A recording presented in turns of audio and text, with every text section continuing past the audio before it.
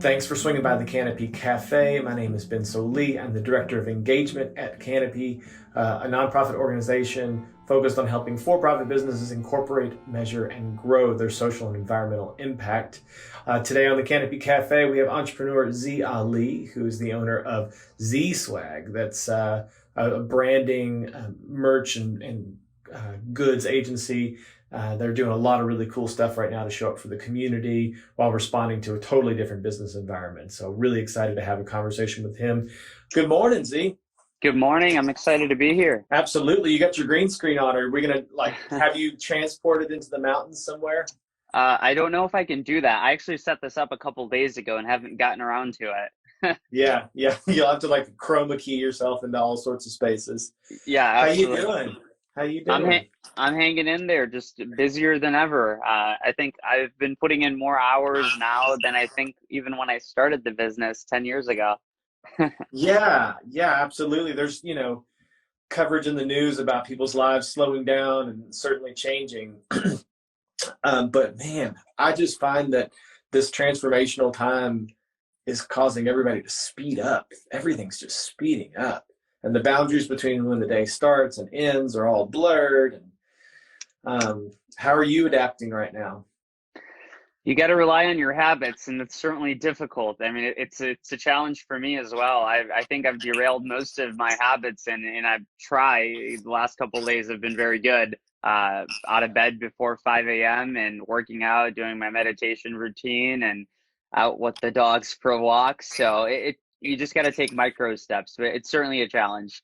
I'm no Yes. superhuman. I've derailed my routine so many times, but that's the thing. You got to keep the habit and not break it. And if you do, find micro wins to build that streak of building that consistency to get that habit formed again. Yeah, for sure. Well, so for the folks that don't know, can you tell us a little bit about your company and what you all do? Sure. So we're a full service branding agency. So in terms of our specialty is manufacturing of products. So anything that's physical, that's tangible, that's three-dimensional, I like to call it three-dimensional media. So we take products and we customize them for our clients for a plethora of different reasons. So right now we're working on projects for companies that are looking to do fundraisers in terms of COVID and helping people out. So we'll build them up a website shop where they can help promote and sell. Maybe it's a t-shirt or drinkware, and then we'll help donate all the proceeds of the profits to that organization. So Mm. that's an easy example. For other companies, we're doing online stores for their internal team. So it's more of a merchandise and swag. They're tools if you know how to use them right. So we try to educate our clients on how they can use these tools to build company culture. So each time a new team member is onboarded, we'll send them a welcome swag kit that has their brand, their message, their mission, so that they can integrate into that new company culture, into their family, and feel like they're a part of the team, whether they're remote or not. So Right. the product range and services are quite wide, but at the core of it, we're making products and then teaching people how they can leverage them to get the maximum return on their investment. Right. And so since you do uh, a lot with messaging and kind of developing culture in companies, what are you hearing and finding, and how's that changing what you make and how you market it? So it's not easy.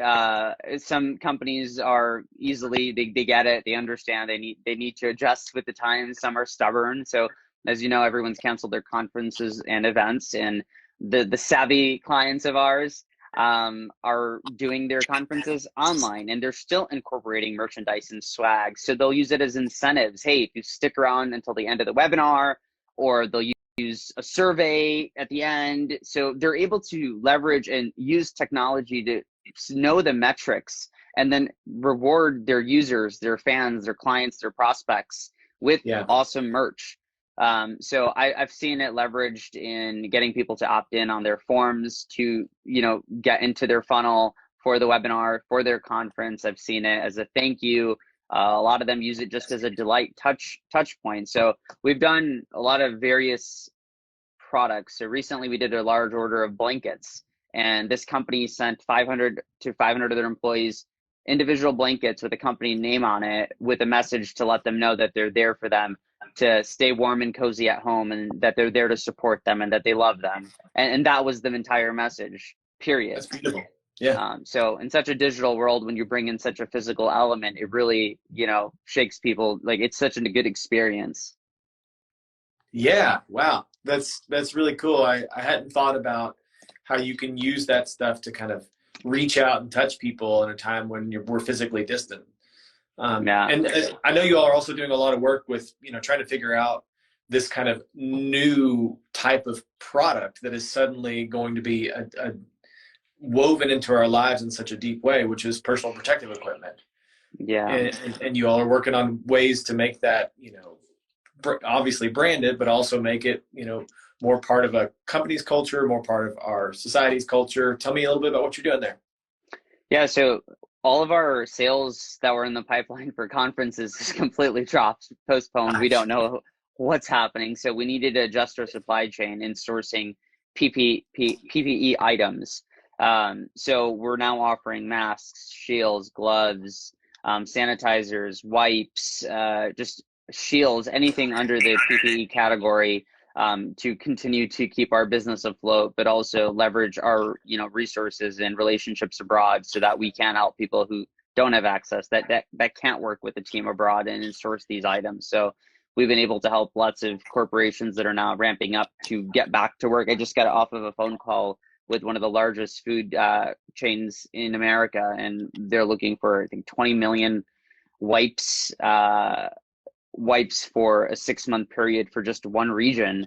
And so it's the demand is there, but people they can't access these things. And it's not that these items are going to necessarily always, like, people are buying branded masks. They're not going to save lives. They're not medical grade.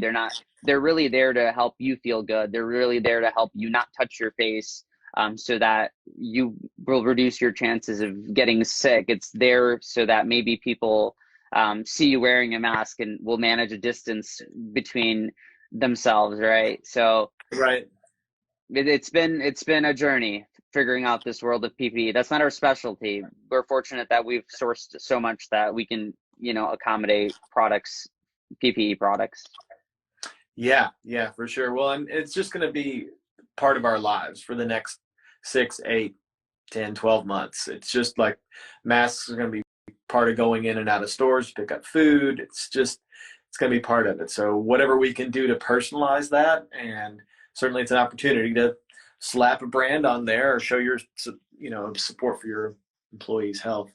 What do you think's the opportunity right now? I mean, with all the changes and pivots, what do you feel like is the opportunity for your company and maybe for business in general? So one of the best advice, this is something I learned from Grant Cardone, actually. It's you got to see where the money is flowing. So wherever the money is flowing, you just need to insert yourself into that flow so that you can catch that wave. So for me, I've done a lot of research. It's clear everybody needs these items, right? And so if that's where the flow is, I have to insert myself and be able to catch that wave. Now, everybody won't be able to get on that. Catch the next one. Like, find a problem, right? I actually have I know a gentleman who created this incredible product. Now we're starting to source a version of it as well, but every time I come into my home, I use my knuckles to, like, key in the password because I'm a little bit of a germaphobe. I'm like, oh, I don't want to use my finger. I don't know how much of a difference that is. So he created a key, a keychain that now does that for you, and it can hook doors open. Now, many of these products existed in the past, but the timing wasn't as relevant as it is today. So there are ways you can solve problems that a lot of people face. It's identifying them, and then doing something about it. Like the smallest things. I noticed yesterday, these masks, these surgical masks, they really tear your ears if you're wearing them really long. Like, it hurts. It's painful. Oh, yeah. And so I saw a nurse actually wear a headband and then clipped the ends of it to the headband. And then I tried that and I was like, oh my God, it's not painful at all. Yeah. So I'm like, all right, well, if somebody wants to start selling headbands with a little clip on them, that can be a quick 7-figure business in a short time if you know how to do the marketing right.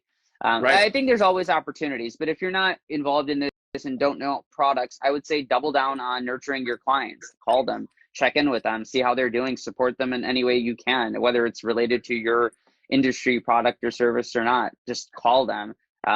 Keep continuing to nurture them as much as you can and support them. And when this stuff is all over, you'll be there. You'll still be there. A lot of people are going to lose jobs. You're going to lose a lot of those relationships, and it's going to be new people, and you're going to be kicked out the door. But if you have those relationships, you'll flow into the next relationship at the next company. That's how we get a lot of our business. Somebody leaves, they go to a new company, they bring us into the new company. Yeah, for sure. That's such good advice, just to kind of listen and be present, for sure. Yeah. A lot of the folks that have come on the Canopy Cafe or are doing things in their community to show up and help however they can, and you all are no exception. I mean, how do you define good business? It's a good question.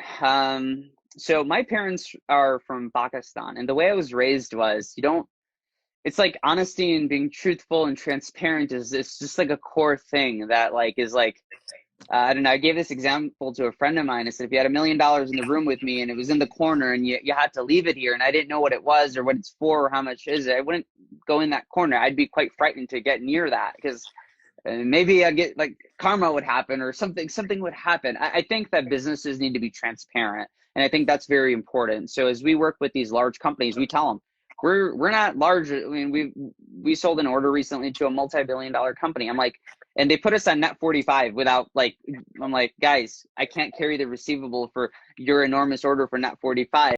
Let's negotiate. We're small. We're not huge. We can't manage all that cash flow with large sums of orders like that. We can find a way to do it, but we ended up negotiating down to something that was more reasonable in terms of what I felt comfortable with. So I'd say be transparent in all of the business that you do. Be vulnerable. That makes you super real. Hey, here's what I can do. Here's what I can't do. For the stuff I can't do, I do know someone and I can make it happen for you. Would that be acceptable? So I think transparency across the board is the most important thing.